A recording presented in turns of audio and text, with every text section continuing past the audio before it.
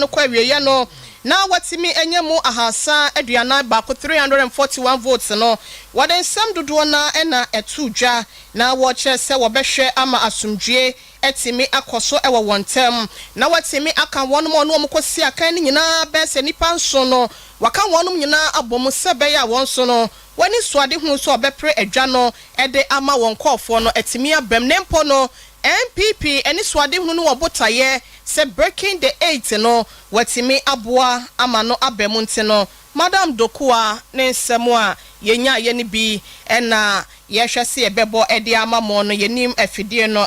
MC afo no technicians ne keka ne ma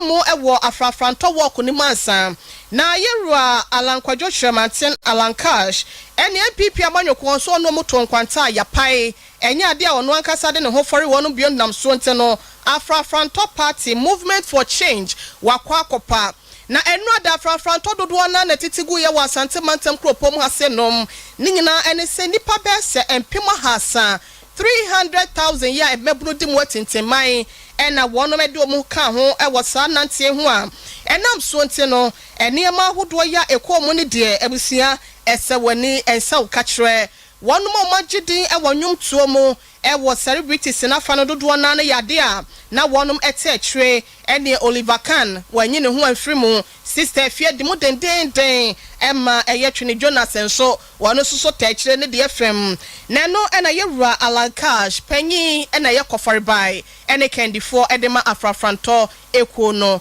okasai kakra yenhwe se yensa beka ne na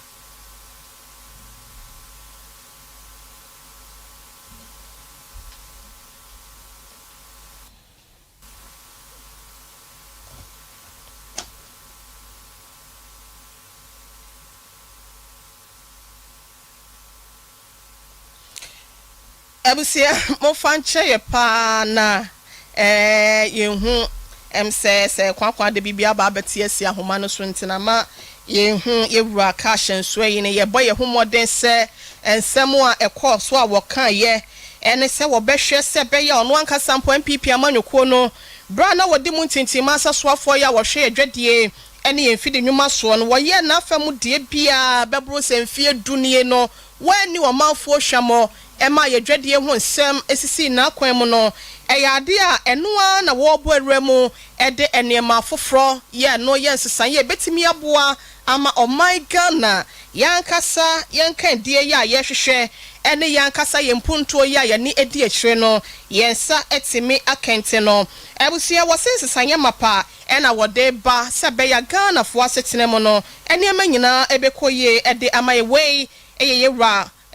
Alan Kwadwo Chremantin Alankash ena enrada movement for change afrafranto work na koso asante mantama se no mono de esiye ena yadane echre ede amamo no yetwa so ewo MPP amanyoko no wonom abatuo ni mu na abatuo no enrada ebikoso ewo Madina constituency na ho ene kowie ye no Lagos Presec ena wonom nyina no ekoto abano ewo ho ekwa wieche na wonom ehwese nipa bese apemba ko ahanum adioso enan 1574 ena no wo hwe ne muso obetimi aba beto aba na ekwa wieche na enipa ni mu apem ahasa adionum enwotwe 1358 ena wonom aba beto aba ya emu enso de wonom eyi eto nchen se rejected ones no na ekwa wieche no ye Robert Lamte ya na wodikan ewa abato no maso no wotimi kukuru emano 982 na se eye ahankro aduawotwe mienu vote no makoma akosa ena wonya ye Solomon Boatin ya wono so na otoso mienu wo ho no wonyama ne mu miensa pe ena Padmo Bafo Japan wono so toso miensa no wonyama no ahasa adiosia bako 361 na ekwa wieche ye Lamte Robert ya wono ena edi enkunim no ebusia wodansam dodo na edi kire ye boye homode pa ye nkohwe wei se ye nsa beka ye Robert de na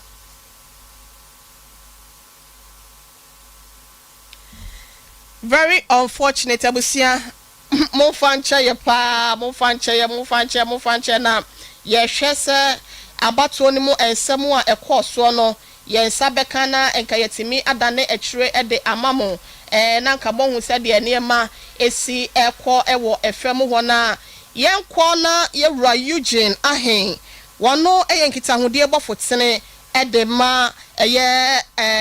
abankesiem ekire mampanyi asoye ebusia na ye hwe se yensa beka ono no so na de yenkọ na ono so ne de no wogire mu yewura Kofi Bentum ahen wogire mu edema eye awutu Senya West abato mpesua so wono enekodi enkunim wo ho ya wotiminya ema no ahanwotwe aduosia mienu 862 votes na owie ye no one panyi bi a wono ye dwadini na ekosi akan a wono so nya ema no wo ha ene donkono 119 yewura ahen din kunim no ne nsem a wode trudwa no enie. I don't think you can describe me as the establishment candidate. I mean the bottom line is a fair level playing field was created for all the other candidates. I mean, we went into this election, whatever it took for any of the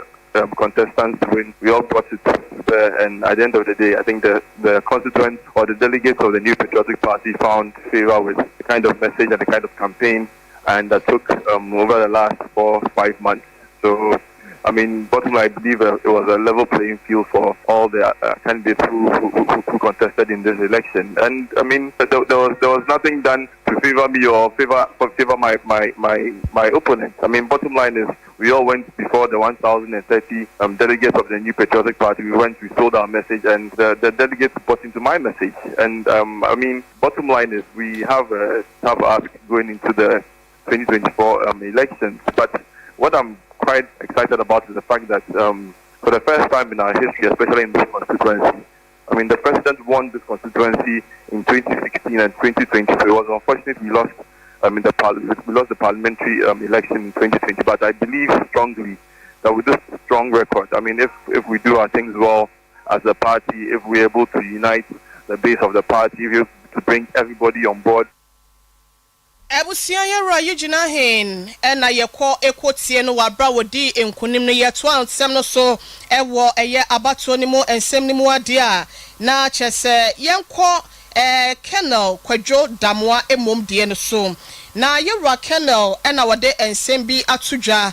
chese abato ya ekoso no ebusia eyade a enema dodo na ekomu na so no ewi eche no ono wode wani echiremu a wono na etimi ekita nkunima botire no edema eye adehia ya sabrede wogina wonom anemu apremra shebedwa akonwa no ede ama wonom na wono waye panyi park ane no na Ghana Revenue Authority otua no wabra jama South abaton pesia so enu ada abaton ne kwawieye na wafa nkunima botire ne do aso ano wadansem kakra edi treye. The NPP have won the seat for 20 good years until 2020 when we lost the seat to the NDC. Now, it was as a result of a division in the ranks of the party. The then parliamentary candidate, who was the incumbent MP and the deputy minister of state, somehow had issues with the primaries that they had. He and the person who had the second highest number of votes were not on good terms. As a result, there was sharp division in the party. The sense that some of the members of the party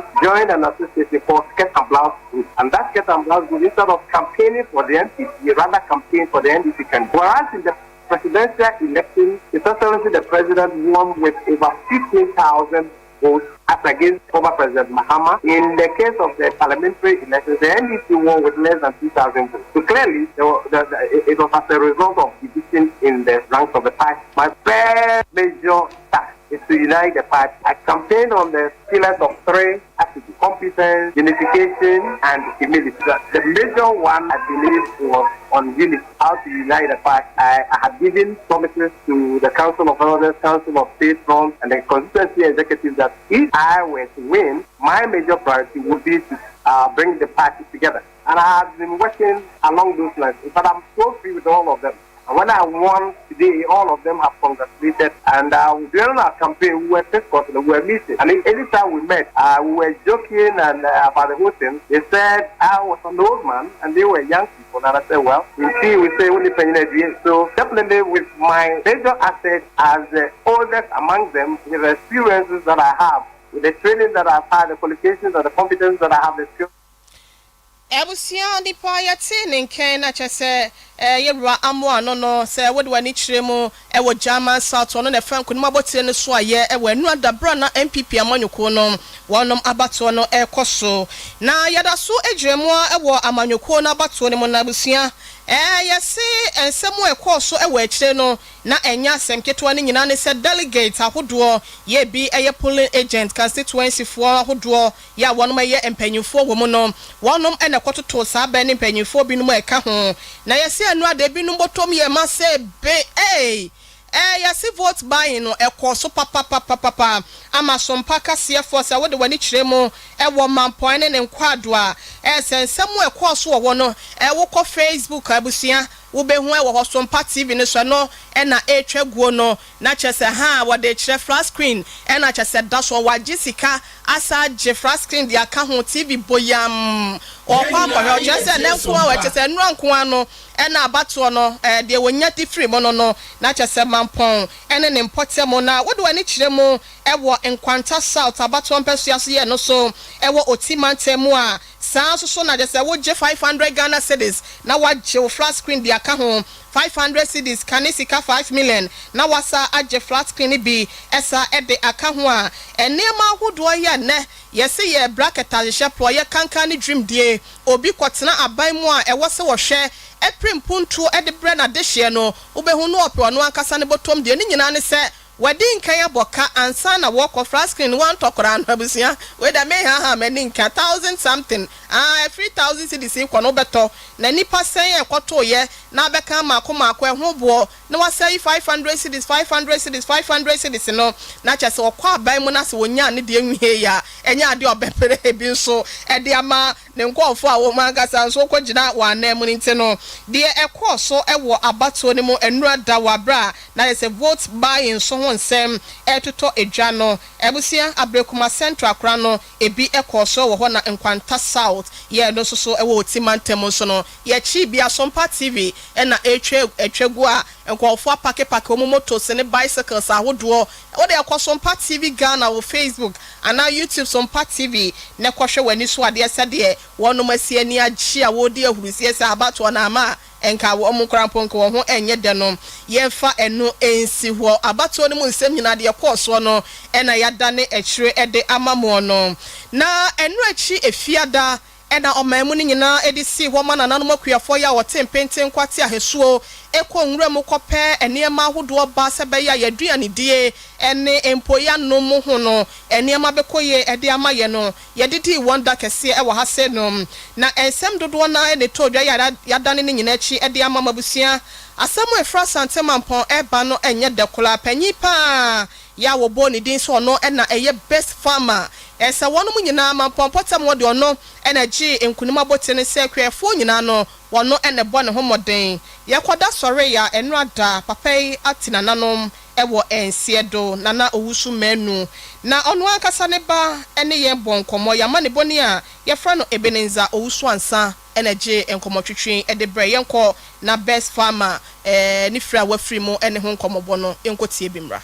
ena ye adwuma no nti ewa bukem kaso ena ye afunu wo nti awodo kwa na enim se ibenya nti e koba se ye ne nya awodo nti na so ko boase kofa ntuma ba ena ko boase ena ode bai ena ni kruso oye ohine ho oye jasini nti e adokwa na o se o sako e ko shefa enti oja wod ni na wiye no ana o se woko onna kroma de nchina ka umache kana kusina o se da enti oye se woko no ka kwa ko se wo o fa kwa mai e makana type apai chinchi o so mofi ni o sa to enti be 5 no frame say okudu nua mochen ewa nua na ofre nua no de na meche se wakudu na wonya mu fidie ti ame aduma no pa no beto aso nti no pa yi ye fre ya obzi anajo no beten corona ofetie na chese obode no ko hospital ne wo ko nti na mote ya okre Abusia arahosem ya to nana owusu menu ya asante mampong enu achi ya yebo na baso se best farmer no wahwe ne nkwan ya no emu ama ne bo ene entremu ene ya ma ne bo ne ebeneza owusu ansa wajifri ono ankasa ne ba prekope eho ede ema ye no ye mabusua ne nyina hyeden ema wonom yakoye ka kire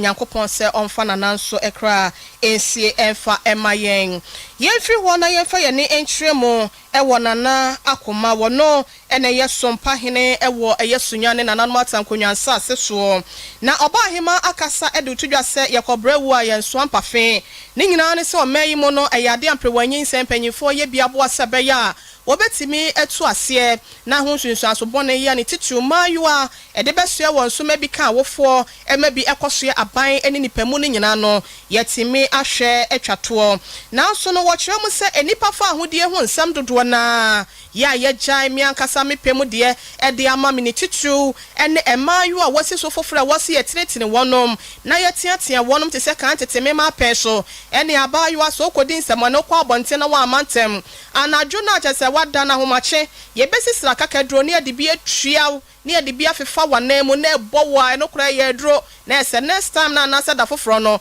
enya ade abesa akoye saade ni biem na so wo chese ne yese wankasa abakura ye ntia mo ama ye gyan maba wano wana banchire nte no ema wofo kura ntimi na ada ne ba no wose no ene nam so ama emplewanyin se dodo no ye pese ye bra no ye ntimi entwato ye nko na obahema no na akoma ne nsem ne bi ye ntie bi mrasese